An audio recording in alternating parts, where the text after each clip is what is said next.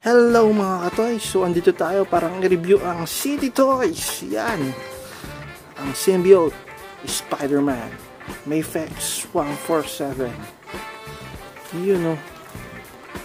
City Toys. Tara, buksan na natin siya. So, ito ang mga inclusion niya. Meron tayong stand. Yun. Ito yung stand ng City Toys. The standard stand. Yun. And of course, our Symbiote Spider-Man. Meron tayong 1, 2, 3, 4, 5, 6 na web lines. The alternate head Peter Parker. Let's look for this one.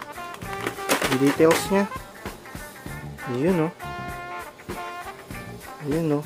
Medyo madumi lang siya or madumi lang siya. Pero may mga bigote talaga siya. Yun o. Yung Symbiote nagkalat na sa kanya pati sa boke o. Ganda ng details. Solid. Dumihin lang talaga. Possible sa paint. Yung alternate Spider-Man Symbiote head niya, ayan. The only problem with this one is ito. May paint chip siya. Madaling remedyohan niya kung tutuusin. Tapos meron tayong 1, 2, 3, 4, 5, 6. Ay, 1, 2, 3, 4, 5. 5 pala plus yung nakakabit na kamay. We'll have 6 pair of hands. Then may dalawang 2 pair of feet. Kasi itong feet na to, tsaka itong hand na to, yung tinuturo kong dalawa, lahat yan may magnet. Magnetic kasi siya eh. Yun yung maganda dito. Yung sa Mafex version. Tsaka, tapos meron siyang, this one is the spider bag. Pinaglagyan niya ng mga gamit niya. So, let's check the toy.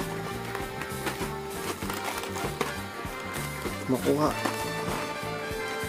Yun. Dito sa head niya, sobrang liit lang na paint chip. Ito para medyo hindi pantay sa gitna, ano. Sobrang minimal kung tutuusin. Pero aside from that, alam niyo naman pag City Toys eh. Ito twist din to, yung sa arms.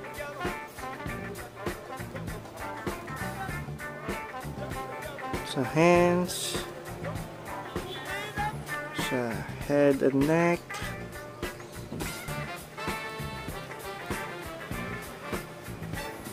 Yun o, ang higpit ng ano niya.